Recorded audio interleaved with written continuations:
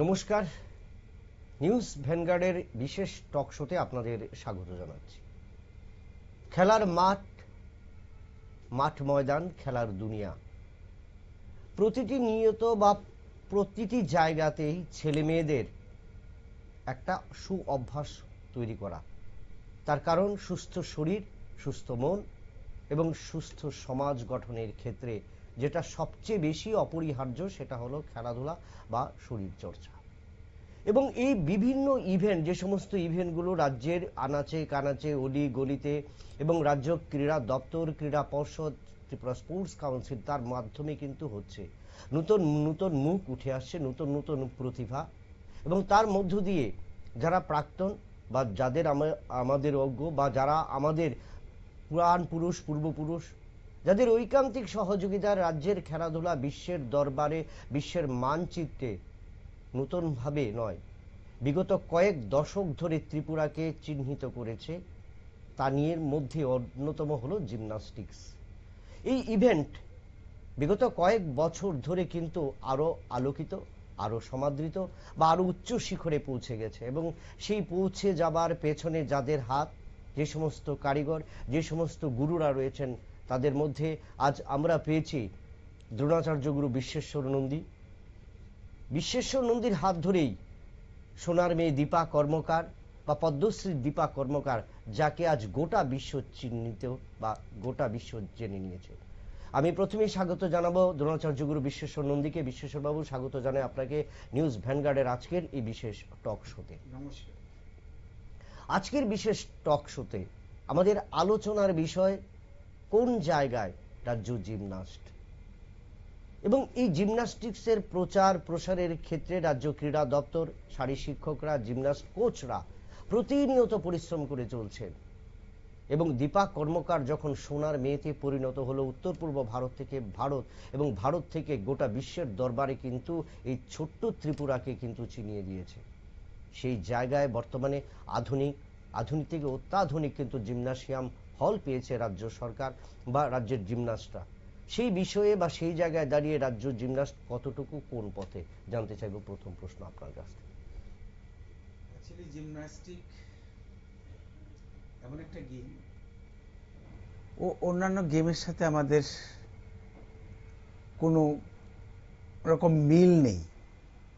এই গেমটা আলাদা একটা ক্যারেক্টারের গেম, যেটা হয়তো আপনারা সবসময় অলিম্পিকে দেখেন বা ওয়ার্ল্ড চ্যাম্পিয়নশিপে দেখেন। আমাদের রাজ্য সেই জিমন্যাস্টিক, আর্টিস্টিক জিমন্যাস্টিক যেটাকে বলে, সেটা চলছে। এই কিছুদিন আগে 53তম জাতীয় স্টেট লেভেল জিমন্যাস্টিক চ্যাম্পিয়নশিপ শেষ হয়েছে। আমরা এবার ভালো সাড়া পেয়েছি। সত্যি কথা যেটা, প্রায় 82 জন জিমন্যাস্ট, ছেলে এবং মেয়ে, পার্টিসিপেশন করেছে, এবং তাদের উৎসাহ দেখে এবং প্যারেন্টসদের উৎসাহ দেখে মনে হচ্ছে আগামীতে আরো ভালো ভবিষ্যৎ হবে ত্রিপুরা জিমন্যাস্টিক্সের। সারা ভারতবর্ষ চলছে জিমন্যাস্টিক, আর্টিস্টিক জিমন্যাস্টিক খুব ভালো চলছে। আমাদের রাজ্য সরকারের যে সহযোগিতা, এটার কোনো তুলনা হয় না। কারণ রাজ্য সরকার আমরা যেভাবে চাইছি, আমাদের ইকুইপমেন্টস আপ্রাণ চেষ্টা করছে ওরা ফুলফিল করার জন্য, এবং দিয়েছেও। আমাদের যে আরসিসি জিমন্যাস্টিক হলটা আছে, সেটাতে যে মাপের ইকুইপমেন্টস আছে এখন, একটা আমরা আন্তর্জাতিক মানের একটা কম্পিটিশনও করাতে পারব। তার সাথে সাথে আমরা যে জিমন্যাস্টদেরকে পাচ্ছি এবং যে কোচেসরা জিমন্যাস্টিক হলে আছে, তাদের যে উৎসাহ, সে উৎসাহ উদ্দীপনা দেখে আমার মনে হচ্ছে আগামী দিনে আমরা এখন যে পরিস্থিতিতে আছি তার থেকে আরেকটু ভালো পরিস্থিতিতে যাব, সম্পূর্ণ সহযোগিতার মাধ্যমে রাজ্য সরকার, ডাইরেক্টর স্পোর্টস এবং ক্রীড়া পর্ষদের, এবং তার সাথে ত্রিপুরা জিমন্যাস্টিক অ্যাসোসিয়েশন। তো সেই ক্ষেত্রে আপনারা এই 53তম রাজ্যভিত্তিক যেটা আসর করেছেন, সেখানে যে লেভেল বা এইজ ক্যাটাগরিতে, সেখানে 82 জন প্রতিযোগী এবং প্রতিযোগিনীরা পেয়েছে। এই যে মাত্রাটা, কতটুকু বিগত দিন কতটা ছিল এবং বর্তমানে কতটা বৃদ্ধি পেয়েছে, বা আমরা যদি বলি দীপা কর্মকার, তারপর আরো অনেক নতুন নতুন প্রতিভা কিন্তু জাতীয় আসরে একাধিক নাম করেছে ত্রিপুরাকে, সেই ট্রেন্ড বা যে তাদের যে ধারাবাহিকতা বা তাদেরকে অনুপ্রেরণা, যে এটা দেখি কি জিমন্যাস্টের প্রতি মানুষের আগ্রহ বাড়ছে বা অভিভাবকদের আগ্রহ বাড়ছে? অ্যাকচুয়ালি এইবারও আমরা দেখেছি যে আমাদের জিমন্যাস্টিক্সে প্রায় 60 থেকে 70 জনের মতন নতুন ভর্তি হয়েছে। এখনো আমাদের জিমন্যাস্টিক্স আরসিসি, শুধু আমি আরসিসির কথাটাই বলবো, আরসিসিতে এখনো প্রায় 170 জন থেকে 60 থেকে 70 জনের মতো জিমন্যাস্ট আছে। তার মধ্যে বিভিন্ন ক্যাটাগরিতে আছে। যেমন এবার আমরা 53তম স্টেট জিমন্যাস্টিক চ্যাম্পিয়নশিপটাতে করেছি, তার মধ্যে আমরা নবিশের বয়সটা রেখেছি বিলো 10 গার্লস, বিলো 10 বয়েজ। এটার মধ্যে আমরা খুব ভালো সাড়া পেয়েছি এবং আমি সত্যি এবার যে উৎসাহ দেখেছি প্যারেন্টসের মধ্যে, এটা আমাকে অবাক করে দিয়েছে। যাকে এই উৎসাহটা যদি ওদের ভিতরে থাকে তাহলে আমরা ওদের থেকে অনেক সাহায্য পাবো। সাহায্য মিন্স ওদের বাচ্চাদেরকে আমাদের কাছে পাঠালে আমরা সরকারি সহযোগিতায় আমরা যথাযথ চেষ্টা করব ওদেরকে এগিয়ে নিয়ে যেতে। তারপরে ছেলেদের আছে 12 একটা বিলো 12 বয়েজ, মেয়েদের আছে বিলো 13 বয়েজ, মেয়েদের আছে বিলো 15 গার্লস, ছেলেদের আছে 17 এবং আন্ডার 19 অ্যাবাভ 19, মেয়েদের আন্ডার 15 অ্যাবাভ 15। এই বেশ কতগুলো গ্রুপ আছে, সবকটা গ্রুপেই আমাদের পার্টিসিপেশন ভালো ছিল। তবে সিনিয়র লেভেলে একদমই কম ছিল, কারণ আমাদের 1-2 জন জিমন্যাস্ট ইনজুরি ছিল বলে সিনিয়র লেভেলটা ওইরকম একটা সাড়া পাইনি। কিন্তু আমরা সাব জুনিয়র, জুনিয়র এবং নবিশ গ্রুপটা যেটা, এটাতে আমরা এবার ভালো সাড়া পেয়েছি।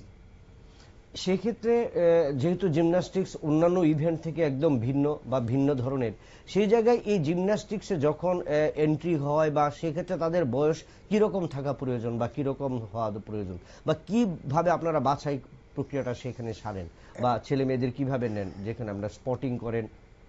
অ্যাকচুয়ালি আমরা এটা কাউন্সিলেই ভর্তি হয়, ত্রিপুরা স্পোর্টস কাউন্সিলে ওরা এডমিশন নেয়। আমরা বলে দিই 4.5 বছর মেয়েদের এবং 5 বছর ছেলেদের, কারণ আমাদের 4-4.5 বছর লেগে যায় শেখাতে, মানে প্রাথমিক স্তরে। তো তার জন্য আমাদের খুব ছোট্ট এজ থেকে শুরু করতে হয়। এবং এখানে যে ক্যাটাগরি রয়েছে ছেলেদের এবং মেয়েদের ভিন্ন ধরন, তো সেক্ষেত্রে বড় হয়ে তারা যে মেয়েদের কটি ইভেন্ট এবং ছেলেদের কোন কোন ইভেন্টগুলোতে তারা অংশগ্রহণ করে বা পার্টিসিপেট করার সুযোগ পায়? অ্যাকচুয়ালি মেয়েদের আছে 4টে ইভেন্ট আর ছেলেদের আছে 6টা ইভেন্ট। ছেলেদের আমরা বিলো 10 গ্রুপটা, যেটা নবিশ গ্রুপ বলি আমরা, এটাতে আমরা শুধু 2টো অ্যাপারেটাসই করাই, ফ্লোর এক্সারসাইজ এবং বোল্টিং টেবিল। আর মেয়েদের বিলো 10 যারা আছে, কারণ মেয়েদের এজ গ্রুপটা খুব ছোট হয়, কারণ আন্ডার 12 সাব জুনিয়র গ্রুপ, এখন এটাকে আন্ডার 13 করেছে ইন্টারন্যাশনাল রোলে। তো 13-এর আগে আমাদের সাব জুনিয়র জন্য ওদেরকে তৈরি করতে হয়। যার ধরুন এবার আমরা কি করেছি, নবিশকেও আমরা 4টা অ্যাপারেটাস দিয়েছি, যে 4টা অ্যাপারেটাস ইন্টারন্যাশনালি খেলা হয় সেই 4টা অ্যাপারেটাস নবিশকেও দিয়েছি। ওরা করেছে যথাসাধ্য ওরা চেষ্টা করেছে এবং কোচ অক্লান্ত পরিশ্রম করে ওদেরকে একটা জায়গাতে পৌঁছিয়েছে। এটাতে হয় কি সুবিধা হয়, মানে যদি নবিশরা 4টা অ্যাপারেটাসের ঠিকমতো পরিচয় পেয়ে যায় তাহলে ওদের ইন্টারেস্টটা গ্রো করে। তাতে কি হয়, জিমন্যাস্টের যে উৎসাহ সেটা কোচ দেখে কোচের একটা উৎসাহ বাড়ে, যে না এই বাচ্চাগুলো শেখার ইচ্ছা আছে, আমি ওদেরকে নিয়ে একটু খেটে দেখা যাক কি করা যায়। এরকম বেসেই আমরা এগিয়ে নিয়ে যাই। দীপা কর্মকার রাজ্যের ক্ষেত্রে বা ভারতের ক্ষেত্রে গোল্ডেন গার্ল, এবং দীপা কর্মকার যখন অলিম্পিকে অংশ নিয়েছে, এশিয়াডে অংশগ্রহণ করেছে, একাধিক জাতীয় এবং আন্তর্জাতিক অংশগ্রহণ করার পর একটা ঝোঁক বেড়েছিল। সেই ট্রেন্ড বা সেই প্রবণতাটা কি এখনো আছে, না সেখানে কোনো একটা ভাটা বা ঘাটতি? না, আছে, সেটা এখনো আছে। এবং প্যারেন্টসদের এটাই স্বপ্ন, স্যার আমরা চাই দীপা কর্মকারের মতো gymnast. Actually Dipa extraordinary gymnast ছিল। ওর বাবা ওয়েট লিফটিং কোচ ছিলেন মিস্টার দুলাল কর্মকার, ওনার থেকে আমরা অনেক সাপোর্ট পেয়েছি। যে এই সাপোর্টগুলা এখন দেখছি বাচ্চাদের যে প্যারেন্টস ওনাদের ভিতরেও আছে। তবে আমরা আপ্রাণ চেষ্টা চালিয়ে যাচ্ছি, আমরা দ্বিতীয় দীপা তৈরি করতে পারি কিনা, বা আরেকটা যদি আমরা দীপা কর্মকার পেয়ে যাই, তাহলে আমরা ভাববো যে আমরা ত্রিপুরার আর্টিস্টিক জিমন্যাস্টিক্স সাকসেস। মানে আমরা ওই চেষ্টাতেই যতজন কোচ আমরা কাজ করছি সারা ত্রিপুরা রাজ্যে, স্পেশালি এনএসআরসিতে আমাদের এই একটা চেষ্টা আছে, আমরা আরেকটা দীপা কর্মকার তৈরি করব। আরেকটা দীপা কর্মকার তৈরি করবেন এনএসএস আরসিসি থেকে বা নেতাজি আঞ্চলিক প্রশিক্ষণ কেন্দ্র যেটা। এছাড়া রাজ্যের কোথায় কোথায় জিমন্যাস্টিক্সের সেই পকেটগুলো আছে বা প্রশিক্ষণ কেন্দ্রগুলো আছে, বা সেইগুলো কি সঠিকভাবে চলছে কিনা? অ্যাকচুয়ালি আমরা ত্রিপুরা জিমন্যাস্টিক অ্যাসোসিয়েশন থেকে আমরা 4টা অ্যাসোসিয়েশন করে দিয়েছি। মানে ন্যাশনাল রোলে যেটা আছে, একটা স্টেটে যদি 8টা ডিস্ট্রিক্ট থাকে তাহলে 50% অ্যাসোসিয়েশন থাকতে হবে। তা আমরা 4টা অ্যাসোসিয়েশন বানিয়ে দিয়েছি।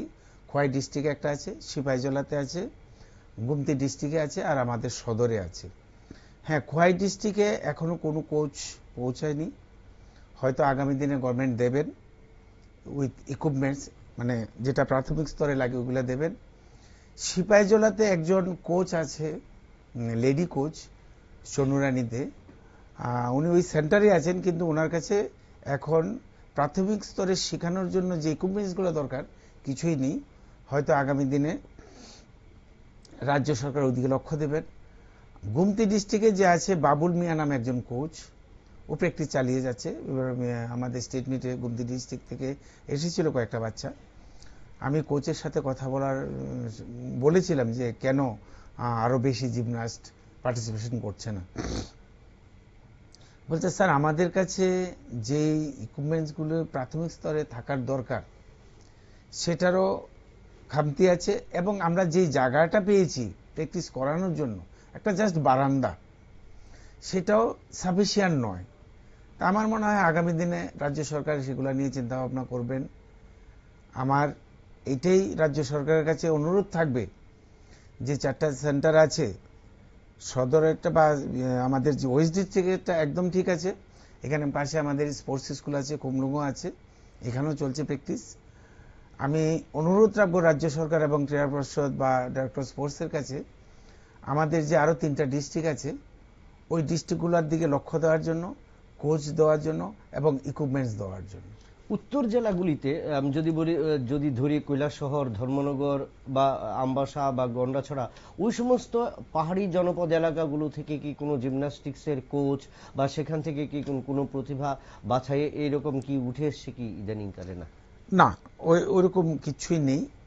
কারণ জিমন্যাস্টিক অ্যাকচুয়ালি ব্যাপারটা হয়েছে কি, আমি বলছি, জিমন্যাস্টিক্সের ইকুইপমেন্ট খুব কস্টলি, খুব কস্টলি। মানে আমার যে নলেজ আছে, আমি অনেক রাজ্যে ঘুরেছি এবং অনেক রাজ্যের অনেক সেন্টারও গিয়েছি। সাপোজ যেমন ইউপিতে প্রায় 36টা না 40টা ডিস্ট্রিক্টের মতন আছে, ওই ইউপি তো 4টা না 5টা ডিস্ট্রিক্টে শুধু জিমন্যাস্টিক চলে। ওখান থেকে ওরা আসা অ্যাসোসিয়েশন আছে, হয়তো কম বেশি চলে। আমাদের এই আরো যে মানে আমাদের আগরতলা ছাড়া আরো যে 3টা ডিস্ট্রিক্ট আছে, ওইগুলো যদি ফুল ফ্লেজরে চালু করা যায় গভর্নমেন্ট ইনিশিয়েটিভ নিয়ে, এবং আমার আশা গভর্নমেন্ট ইনিশিয়েটিভ নেবে, তাহলে কি হবে, আশেপাশে গ্রাম অঞ্চল থেকে ওইখানে জিমন্যাস্টিক করার জন্য প্রতিভাবান জিমন্যাস্টরা আসবে। তখন কি হবে, আমরা যখন স্টেট মিট করব তখন দেখা যাবে যে প্রচুর পরিমাণে জিমন্যাস্টিক পার্টিসিপেশন করছে। যত বেশি জিমন্যাস্ট পার্টিসিপেশন করবে তত বেশি আমাদের ইমপ্রুভমেন্ট হবে। কিন্তু পার্টিসিপেশন করবে, কিন্তু সেই জায়গায় তাদের যে জিমন্যাস্টিক্সের অ আ ক খটা, মানে সাধারণ যেটা গান, যেটা বলা যায় যে সাধারণ ব্যাকরণটা, সেই জিনিসটা যদি জানা না থাকে, সেক্ষেত্রে তারা কতটুকু তুলে ধরতে পারবে বা নিজেদের না, আমি তো প্রথমেই বলেছি যে সেন্টারগুলো জিমন্যাস্টিক অ্যাসোসিয়েশন বানিয়ে দিয়েছে, এখন সেন্টারও আছে। এখন গভর্নমেন্ট অফ ত্রিপুরা বা ডাইরেক্টর স্পোর্টস বা ত্রিপুরা স্পোর্টস কাউন্সিল যদি ওখানে কোচ পোস্টিং দেয়, সাথে কিছু ইকুইপমেন্টস দিয়ে, তাহলে আস্তে আস্তে শুরু হবে। চট করেই কিন্তু একটা প্লেয়ার ন্যাশনাল খেলতে পারে না, তার 4 থেকে 4.5 বছর লাগে প্রাথমিক স্তরে জিমন্যাস্টিক এক্সারসাইজগুলো শিখতে, তারপর আস্তে আস্তে শুরু হয়ে যাবে। আমাদের কোনো অসুবিধা হবে না। আমার মনে হয় তা হলে আমরা আগামী দিনে আরো অনেক প্রচুর পরিমাণে জিমনাস্ট পাবো। ত্রিপুরাতে যেভাবে ইকুইপমেন্টস আছে বা যেভাবে সামগ্রী রয়েছে জিমন্যাস্টিক্সের, সেই জায়গায় দেশ এবং বিদেশের বিভিন্ন জায়গায় আপনি গিয়েছেন। ত্রিপুরার এবং অন্যান্য, যদি আমি পার্শ্ববর্তী কলকাতা বা পশ্চিমবঙ্গ বলি, সেখানের মধ্যে পার্থক্য কোন জায়গাটায় থাকছে? কলকাতা থেকে, ওয়েস্ট বেঙ্গল থেকে আমাদের ত্রিপুরা রাজ্যে ভালো আছে। আমাদের ত্রিপুরা রাজ্যে আগরতলাতেই দুটো জিম আছে, একটা এনএসআরসিতে, একটা আছে স্পোর্টস স্কুলে, এবং ফুল ফ্লেজার ইকুইপমেন্টস আছে। তাহলে সেই পরিমাণে প্রতিভারা বা উঠে আসছে না কেন? দেখুন, এখানে একটু কথা আমার বলতে হয়, হয়তো অনেকে একটু অন্যদিকে নেবে, কারণ আমরা যারা কোচ আছি, আমাদের যে কাজটা এটা কিন্তু ভীষণ মূল্যবান। কারণ জিমন্যাস্টিক এমনই একটা গেম, যদি কোনো জিমন্যাস্ট মনে করে যে আমি একা একা শিখবো, সে কিচ্ছুই শিখতে পারবে না। কারণ এর মধ্যে 80% সায়েন্স জড়িত। সায়েন্স কখনো নিজের মন থেকে লেখা যায় না, সায়েন্টিস্টরা যেভাবে বলে গেছে সেভাবেই করতে হবে, অনুসরণ। তো আমাদের জিমন্যাস্টিকটাও এরকম। তো কাজে যারা আমরা কোচ আছি, আমরা যদি আরেকটু সক্রিয় হয়ে, আরেকটু মনোযোগ দিয়ে আমরা যদি বাচ্চাদের পেছনে খাটি, তাহলে আমার মনে হয় আগামী দিনে আমরা দ্বিতীয় দীপা তৈরি করতে আমাদের কোনো অসুবিধা হবে না। দীপার পর একাধিক আমরা দেখেছিলাম প্রিয়াঙ্কা, অস্মিতা একটা জায়গায় ফ্লোতে ছিল। তাদের সম্ভাবনা কতটুকু আগামী দিনে আন্তর্জাতিক এবং জাতীয় অবস্থায়? অ্যাকচুয়ালি কি হয় জানেন তো, এখন যে সিচুয়েশন, ফ্যামিলি,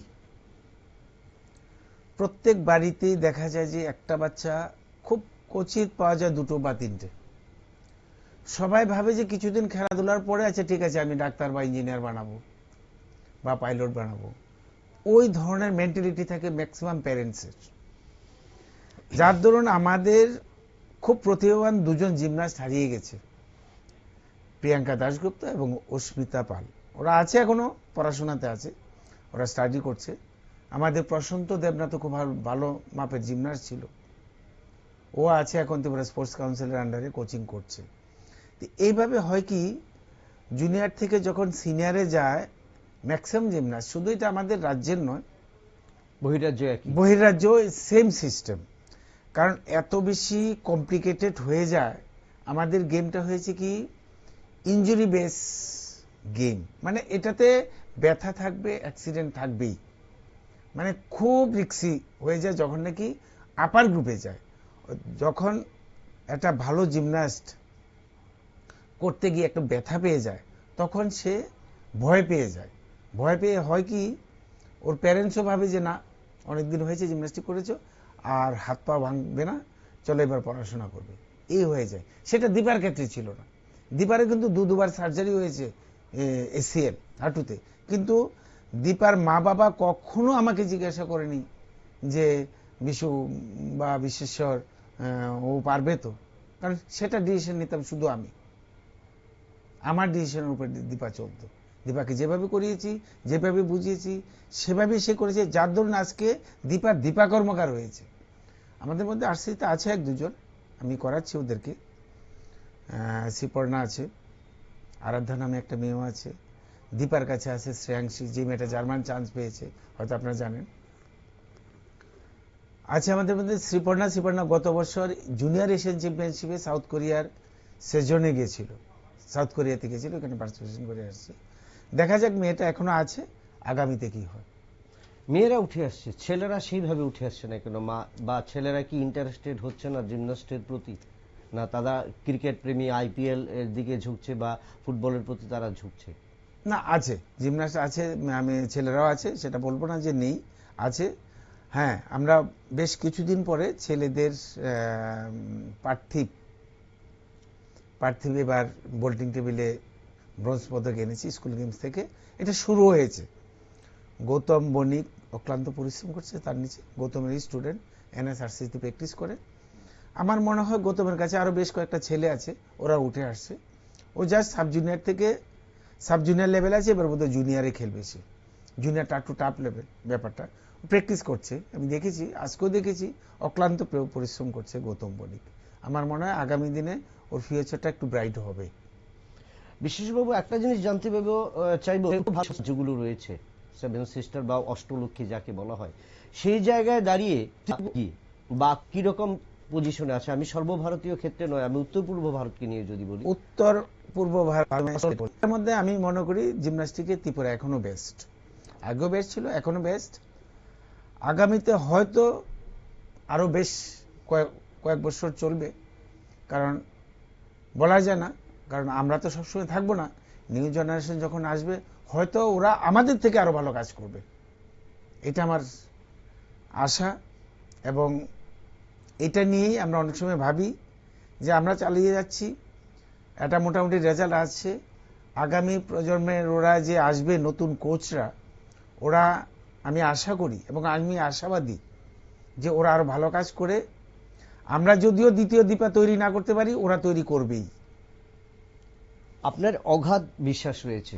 এর মধ্যে কেন্দ্রীয় সরকারের বার্তা দিয়েছে 2036 সালে ভারতে প্রথমবার অলিম্পিকের আয়োজন, এবং অলিম্পিকে জিমন্যাস্ট ছাড়া হবে না, অর্থাৎ নুন ছাড়া যেমন ভাত হয় না, ঠিক সেই ক্ষেত্রে খেলাধুলোর ক্ষেত্রে জিমন্যাস্ট একটা বিনি। সেই জায়গায় দাঁড়িয়ে আপনাদের উত্তরসূরি বা নতুন প্রজন্ম যারা আসছে, তাদের ক্ষেত্রে আধুনিক প্রতিদিন প্রতিনিয়ত প্রত্যেকটি খেলায় বিজ্ঞানসম্মত জিনিস আসছে।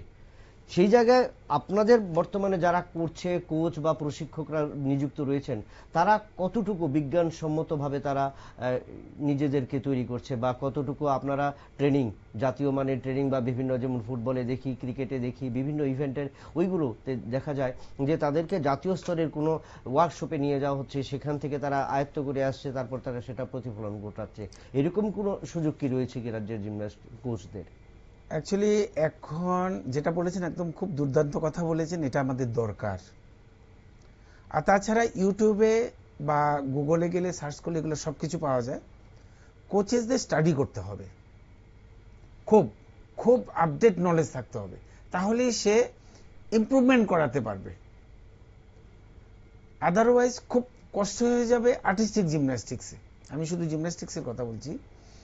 ওতে খুব নলেজ রাখতে হবে, আপডেট রাখতে হবে, মাইন্ডকে কিভাবে করাতে হবে, বেসিক কিভাবে করাতে হবে। একটা ডিফিকাল্টি এক্সারসাইজ করাতে গেলে তার কয়টা বেসিক পার্ট হবে, বেসিক পার্টগুলি কিভাবে করাতে হবে, সেই ইকুইপমেন্ট আছে কিনা, না থাকলে গভর্নমেন্টকে লিখতে হবে যে আমাদের কিছু বেসিক ইকুইপমেন্ট লাগবে, এগুলো দিতে হবে। হ্যাঁ, আমি তার মধ্য দিয়ে একটা কথা বলবো, আমাদের রাজ্যে একটা স্পোর্টস সায়েন্স সেন্টারের খুব দরকার, যেটার ভিতরে সব রকমের ফ্যাসিলিটিস থাকবে। স্পোর্টস মেডিসিন হতে যা আছে, সাইকোলজিস্ট, তারপরে বায়োমেকানিক্স, যত রকমের বডি পরীক্ষা নিরীক্ষা হয়, সব রকমের স্পোর্টস মেডিসিন একটা সেন্টার আমাদের খুব দরকার। তাহলে এটা অল গেমের জন্য খুব ভালো হবে।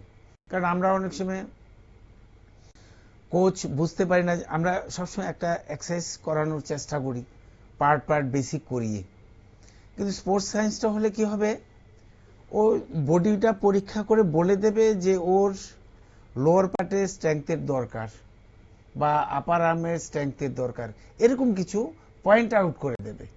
ওরা বলে দেবে এই ধরনের এক্সারসাইজ করাতে হবে, তাহলে ওর যে লেকিং আছে কিছু বডিতে, সেগুলো ফুলফিল হবে। তো সেই ক্ষেত্রে নিউট্রিশনও তো দরকার। নিউট্রিশন তো অবশ্যই দরকার, কারণ এই জায়গায় যদি ঘাটতি থাকে শরীরের কোনো একটা জায়গায়, তার ঘাটতি সেটা পূরণ করতে হলে কি রকম খাদ্য তালিকা প্রয়োজন সেটা অবশ্যই দরকার। কারণ আমরা আন্তর্জাতিক ক্ষেত্রে যেটা দেখি, বক্সিং বলি, জিমন্যাস্ট বলি, সুইমিং বলি, সেক্ষেত্রে যেটা আমার অভিজ্ঞতা বলি, একাধিক অলিম্পিকের যারা পদক পেয়েছে তাদের যে খাদ্য তালিকা এবং প্রশিক্ষণ দুটো আলাদা। যেখানে কোচরা বলে দিত ও জায়গাটা, ফ্লেপসকের ক্ষেত্রে আমি একটা জিনিসের জায়গায় পড়েছিলাম, ফ্লেপসকে বলে দিয়েছিল তার ডান দিকের কবজিতে জোর কম, তো সেই জায়গায় কি খাদ্য খেতে হবে তাকে বলে, ওই রকমও কি খাদ্য অভ্যাস প্রয়োজন? ওইটা তো খুব ইম্পর্টেন্ট, ফুডটা তো খুব ইম্পর্টেন্ট। যেরকম আমি যখন, আমার কাছে যখন দীপা ছিল, আমি বেশ কিছু সাইকোলজিস্টের সাথে কথা বলেছি, ফিজিওথেরাপির সাথেও কথা বলেছি, এবং স্পোর্টস মেডিসিনের ডক্টরের সাথেও কথা বলেছি।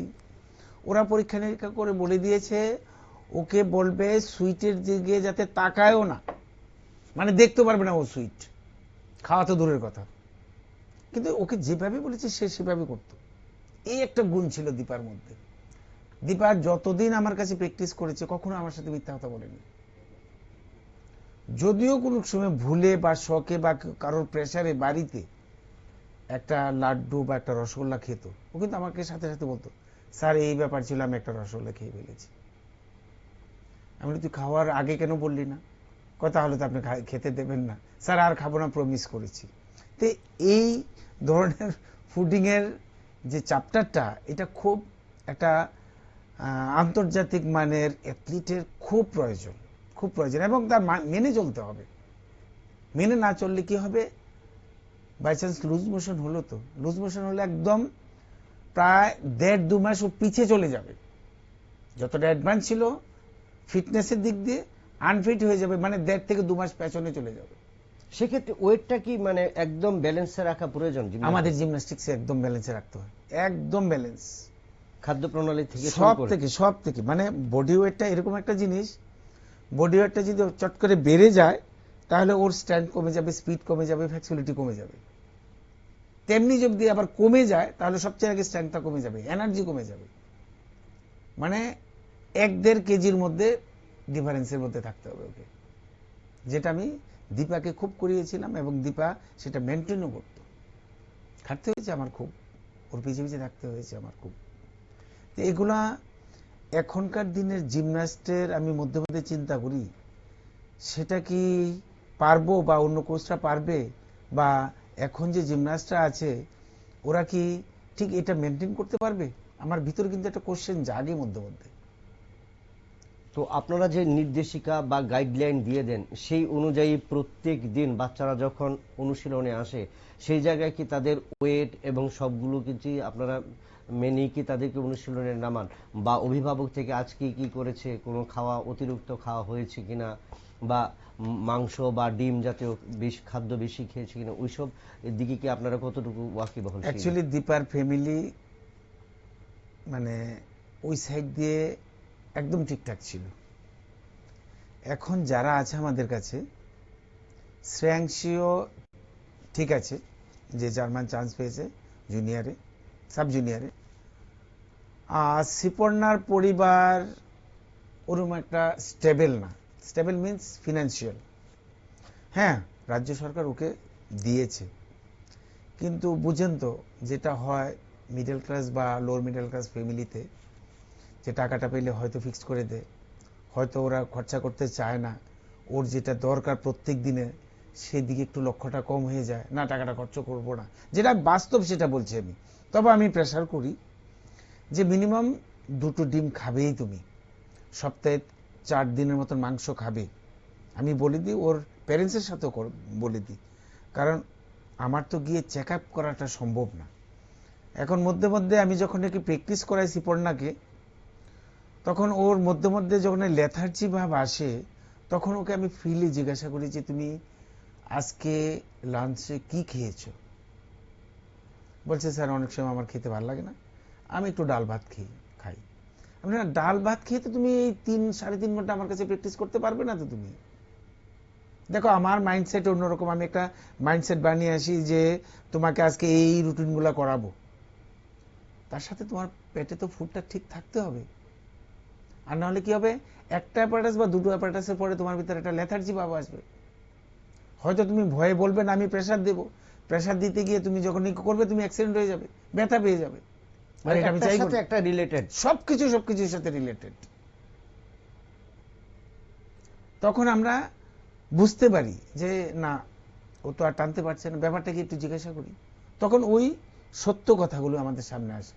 দেখুন, আমরা প্যারেন্টসদেরকে বুঝিয়ে বলতে পারি, কিন্তু ওদেরকে প্রেসার তো দিতে পারি না, সেটা সম্ভব না। কারণ সব প্যারেন্টস বুঝতেও চায় না, অনেক প্যারেন্টস আছে বুঝতে চায়, বুঝতে পেরেও না, ওরা অনেক সময় পারে না। হয়তো একান্নমুক্ত ফ্যামিলি হলো, যে বাচ্চাটাকে 2টো ডিম কি করে দিই, আরো তো 1-2টা বাচ্চা আছে, ওরকম সিচুয়েশন এসে যায়। এগুলাকে যদি ওভারকাম করে ফ্যামিলি, যাকে আমরা টার্গেট করি, ওই বাচ্চাটার প্রতি যদি ওইভাবে একটু ওরা দেখশন করে, তাহলে আমরা কিছুটা আশা করতে পারি। একটু ভিন্ন ধরনের প্রশ্ন যেটা বলবো, যে ত্রিপুরা স্পোর্টস স্কুল রয়েছে, তার পাশাপাশি সাইসেক সেন্টার রয়েছে, এবং আপনারা অ্যাসোসিয়েশন রয়েছে একটা একাডেমি করার, আমি যদি এই একাডেমিটা পাই, কারণ আমারও বয়স হয়েছে, আমি প্রায় আজকে রিটায়ার্ড হয়েছি, প্রায় 7-8 বছর হয়ে গেছে, এখনো চালিয়ে যাচ্ছি নিজের ইন্টারেস্টে। আমি যদি এই একাডেমিটা পাই, যদি সুস্থ থাকি, তাহলে হয়তো আমি একটা দ্বিতীয় দীপা বানানোর লক্ষ্যে এগোতে পারবো। এটা আমি আপনাকে গ্যারান্টি দিলাম। যদি আমি ইমিডিয়েট একটা এরকম একটা একাডেমি পাই, যারা আমাদের ভালো জিমনাস্ট, ওদেরকে নিয়ে যদি ওই একাডেমিতে রাখা যায় আর সিস্টেমেটিক ট্রেনিং দেওয়া যায়। হ্যাঁ, আমাদের একটা স্পোর্টস সায়েন্স সেন্টারও লাগবে, কিন্তু যখন আমরা ওই ট্রেনিংয়ে যাব, ওই শিডিউলে যাব, তখন কিন্তু আমাদের ওরকম, যেমন একজন মেশুরের দরকার, একজন ফিজিওর দরকার, মেল ফিমেল, ওগুলা খুব দরকার হবে একাডেমিতে। তবে গভর্নমেন্ট যদি একাডেমি করে, ওগুলা দেবে। আমার সাথে কথা হয়েছে, চলছে প্রসেসিং, দেখা যাক কি হয় আগে। 53তম আসর শেষ করলেন, এবার জাতীয় আসর সামনে কোনটা রয়েছে যেটার মধ্যে রাজ্য দল এবার অংশগ্রহণ করবে, এবং তা নিয়ে কিরকম আশাবাদী আপনারা? আমরা শ্রীপর্ণা শ্রেয়াংশীর ওদের একটা আমরা টিম বানিয়েছি জুনিয়র। আমরা সিনিয়রও আমরা একটা জিমন্যাস্টকে পাঠাবো উমেন সেকশনে। আর ছেলেদের আমরা বাছাই করেছি 3 থেকে 4 জন, একজন কোচ দিয়ে। তা আমরা এই এপ্রিলের 24 তারিখ থেকে ছেলেদের শুরু হচ্ছে, 24, 25, 26, 27 এই 4 দিন চলবে ছেলেদের জুনিয়র এবং সিনিয়র। তারপরে মেয়েদেরটা শুরু হবে মেয়ের 3 তারিখ অবধি চলবে, 29 তারিখ থেকে এপ্রিলে। ওইটা নিয়ে আমাদের খুব প্রিপারেশন চলছে। আমরা আর কিছুদিন পরেই আমরা কাউন্সিল বা ডাইরেক্টর স্পোর্টসের কাছে অ্যাপ্লাই করব যে মিনিমাম আমাদেরকে 21 দিনের ক্যাম্পের একটা ব্যবস্থা করে দিন। তাহলে আমরা আর একটু ভালো প্রিপারেশনটা নিতে পারবো সামনে যে জুনিয়র আর সিনিয়র ন্যাশনাল মিটটা আছে, যেটা ভুবনেশ্বরে হচ্ছে উড়িষ্যার। আরেকটা জিনিস জানতে যাব বিশ্বসদা, যে আপনি দীর্ঘদিন ধরে দীপা বা তার আগে আপনি কাজ করেছেন, আপনার সহধর্মিনী সমাধির হাত ধরেই কিন্তু দীপা তার হাতে খড়ি জিমন্যাস্টিক্সে, সেই জায়গায় দাঁড়িয়ে বিবেকানন্দ ব্যায়ামাগার থেকে এখন NSRCC কিরকম উঠে আসছে নতুন? বিবেকানন্দ ব্যায়ামাগারে রিমা চৌধুরী ভালো কাজ করছে, ওর 2-3টা বাচ্চা আছে, কন্টিনিউ টিমে জায়গা করে নিচ্ছে, সেও ভালো কাজ করছে। বিকালবেলা সে ব্যায়ামাগারে করা এবং সকালবেলা সে NSRCC-তে এসে প্র্যাকটিস করা, এবং সেও ভালো প্র্যাকটিস করাচ্ছে। আমি আশা করি রিমা আগামী দিনে যেরকম মিসেস সুমানন্দী ব্যায়ামাগারে থেকে রেজাল্ট দিয়েছিল তার মতনই রেজাল্ট দেবে, বা তার থেকেও ভালো রেজাল্ট দেবে রিমা চৌধুরী। আর এই যে জাতীয় মানের যে আসর আপনারা যাচ্ছেন বা টিম যাবে, সেই জায়গায় ত্রিপুরার ঘাটতি কোন জায়গাটাতে প্রতিফলিত হয়, বা কোন জায়গাটাতে দেখা যায় বাইরের রাজ্যের খেলোয়াড়দের সাথে ত্রিপুরার কোন জায়গাটা? যেমন মেয়েদের 4টি ইভেন্ট, ছেলেদের টোটাল 6টি ইভেন্ট, এই 10টা ইভেন্টের মধ্যে ত্রিপুরার জিমনাস্টরা কোন দিকটাতে সবচেয়ে বেশি পারফরমেন্স ভালো করে এবং মেয়েরা কোনটায় ভালো করে? অ্যাকচুয়ালি আমাদের সর্বপ্রথমে একটা ডিস্টার্ব হয়, সেটা হচ্ছে আমাদের জার্নি। এখান থেকে ভুবনেশ্বর পৌঁছতে গেলেও মিনিমাম 40 ঘন্টা লাগবে। 40 ঘন্টা আমাদের জিমনাস্ট যদি 40 ঘন্টা সে বসে থাকে এক জায়গাতে, তারপরে একদিন প্র্যাকটিসের টাইম পেল, তারপরের দিন কম্পিটিশন, এটাতে আমাদের একটু ডিস্টার্ব হয়, সত্যি কথা যেটা। কারণ ওইখানেও বলে যে কম্পিটিশনের একদিন আগে এন্ট্রি দেবো আমরা, তার আগে দেব না। আমরা যেরকম আমরা যখন জিমন্যাস্টিক করতাম, আমাদের গুরু স্বর্গীয় দলীপ সিং স্যার ছিলেন, উনি আমাদেরকে কমসে কম 3 দিন আগে পৌঁছে দিতেন জায়গাতে। উনি যে কোনো ভাবে একটা ব্যবস্থা করে আমাদেরকে রেখে দিতেন, খাওয়া দাওয়া করাতেন এবং জিমন্যাস্টিক প্র্যাকটিস করাতেন। ওইখানে যে ওয়েদারটা আমাদের 2-3 দিনে অ্যাডজাস্ট হয়ে যেত। এই একটা ডিফারেন্স আসে আমাদের মধ্যে। এটা তো তবে একটু কাছে ভুবনেশ্বরটা, আরো দূরে দূরে হয়। যেরকম গতবার হয়েছিল আহমেদাবাদে, পুনাতে, ওইসব জায়গাতে ত্রিপুরা থেকে ট্রেনে কতদিন লাগে আপনি চিন্তা করেন।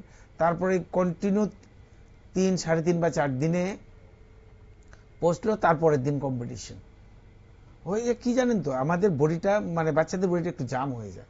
তবে আমরা চেষ্টা করি, উৎসাহিত করি যে না, কিছু করার নেই, তোমাকে তো জিমন্যাস্টিক করতেই হবে।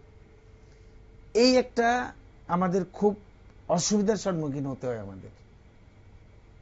হ্যাঁ, অনেক সময় 1-2 জন থাকলে আমরা নিজেরা চেষ্টায় বা প্যারেন্টসের থেকেও কিছু ফিনান্সিয়াল হেল্প নিয়ে আমরা নিজেরাও কিছু ফিনান্সিয়াল হেল্প করে আমরা অনেক সময় ফ্লাইটেও যাই, যেটাতে ভীষণ খরচা পড়ে। যাক, কিছু আমাদের ওরকম কিছু একটা যায় আসে না। তবে আমরা চেষ্টা করি ওরকম যদি হয়, তাতে কি হয় জানেন, জিমনাস্টটা ফ্রেশ থাকে, নিজেদেরকে তুলে দেবার বা বিকশিত করবার একটা লাইমলাইট করার একটা জায়গা থাকে। কারণ দেখুন, 3 দিন যদি ট্রেনে থাকে, ট্রেনের খাবার কি খাবে বুঝতেই পারেন আপনি। ওইটাতে তার একটা স্ট্রেংথ লেভেলটাতে এটা একটু নেমে যায়, ওইখানে ঘাটতি আসে আমাদের। এটা আমাদের রাজ্যের জন্য আমি মনে করি এই একটা জিনিস আমাদের সবসময় ভুগতে হয়, উপায় নেই।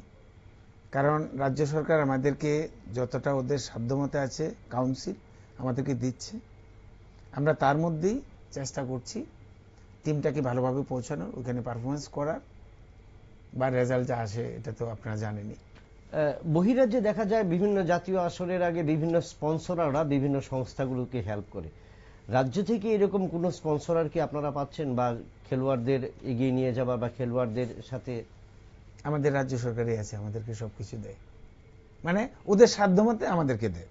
না, আমি এক্সট্রা যে সমস্ত স্পন্সরাররা অনেক সময় আছে, বিভিন্ন কোম্পানিগুলো রয়েছে, আমরা যদি দেখি যে জাতীয় এবার আমাদেরকে স্টেট মিটে 20,000 দিয়েছে পিপিএফ না কি, এটা যে প্রভিডেন্ট ফান্ড, একটা পিপিএফ, ওই সংস্থা আমাদেরকে 20,000 দিয়েছে স্টেট মিটে।